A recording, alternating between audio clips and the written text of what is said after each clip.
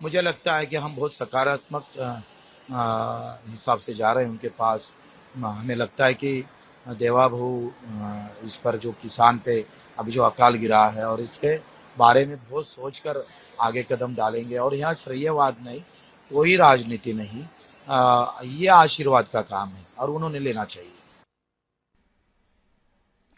बच्चू कडू यांच्या आंदोलनाला मोठ्या प्रमाणावर पाठिंबा सुद्धा मिळतोय। अनेक संघटनांनी त्यांना पाठिंबा दिलाय। राजू शेट्टी यांची संघटना असतील, डावे पक्ष असतील, अनेक महत्त्वाच्या संघटना, राजकीय पक्ष यांनी पाठिंबा दिलेला आहे। महाविकास आघाडीमधल्या अनेक राजकीय पक्षांनी सुद्धा बच्चू कडू यांच्या या आंदोलनाला आणि त्यांच्या मागण्यांना पाठिंबा दिलाय। मराठा आरक्षणासाठी आंदोलन करणारे मनोज जरांगे पाटील यांनीही बच्चू कडू यांच्या आंदोलनाची दखल घेतली आणि काल जेव्हा कोर्टाच्या माध्यमातून आंदोलनकर्त्यांना रस्ता महामार्ग मोकळे करण्याचे आदेश देण्यात आले त्यावेळेस शेतकऱ्यांच्या आंदोलनासाठी डाव टाकला जातो अशी शंका मला आली आणि म्हणून मी आंदोलनकर्त्यांना भेटण्यासाठी आलो असं म्हणत आज नागपूरमध्ये मनोज जरांगे पाटील आले। त्यांनी नागपूरमधल्या व्यासपीठावर बच्चू कडू यांची ही भेट घेतली आणि बच्चू कडू यांच्या आंदोलनात जे शेतकरी सहभागी झालेले आहेत त्यांना संबोधितही केलं। काय म्हटलं मनोज जरांगे पाटील यांनी या मोर्चाला संबोधित केल्यानंतर तेही बघूया। आता टप्पा कसा असला पाहिजे आणि आता आंदोलनाची भूमिका काय असली पाहिजे। टाकलेलं सरकारचं षडयंत्र डाव कसा मोडायचा तो प्रति डावानच मोडावं लागेल तरच आपण यशस्वी होऊ। आपण मात्र आता नागपूरकडे निघलं पाहिजे म्हणून आम्ही आलो। आम्हाला तुमचं मुंबईचं ठरलेलं माहित नाही, बैठक ठरली का काय याचा आम्ही नाही आणि त्याच्यात मी पडणार पण।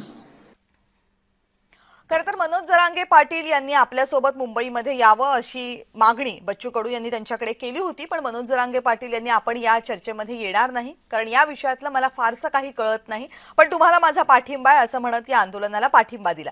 मनोज जरांगे पाटील यांच्या सोबतच अनेक राजकीय पक्षांचे नेते सुद्धा बच्चू कडू यांच्या भेटीसाठी पोहोचले होते। त्यांनी शेतकऱ्यांना पाठिंबा दिला। खरं तर आंदोलन जेव्हा सुरू झालं त्याच्यानंतर काही वेळातच पाऊस सुरू झाला, त्यामुळे महामार्ग सोडल्यानंतर ज्या मैदानामध्ये हे आंदोलन सुरू झालं त्या मैदानामध्ये प्रचंड चिखल झाला। त्यानंतर एका मंगल कार्यालयामध्ये रात्रीच्या वेळेस शेतकऱ्यांनी आसरा घेतला आणि सध्या हे सगळे शेतकरी तिथेच उपस्थित आहेत। त्यामुळे एकीकडे नागपूरमध्ये शेतकरी मोठ्या संख्येने उपस्थित आहेत तर दुसरीकडे मुंबईमध्ये बैठक होते, त्या बैठकीमध्ये नेमकं काय होणार याकडे लक्ष आहे। जेव्हा बच्चू कडू यांनी नकार दिला होता मुंबईमध्ये येऊन चर्चा करायला त्यावेळेस सरकारच्या वतीने काही प्रतिनिधी हे बच्चू कडू यांच्या भेटीला काल रात्री पोहोचले होते।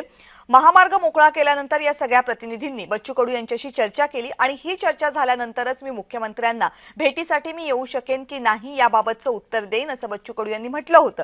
त्यामुळे काल जेव्हा बच्चू कडू यांच्याकडनं चर्चेला होकार आला त्यानंतर आजच्या बैठकीचं आयोजन करण्यात आलं।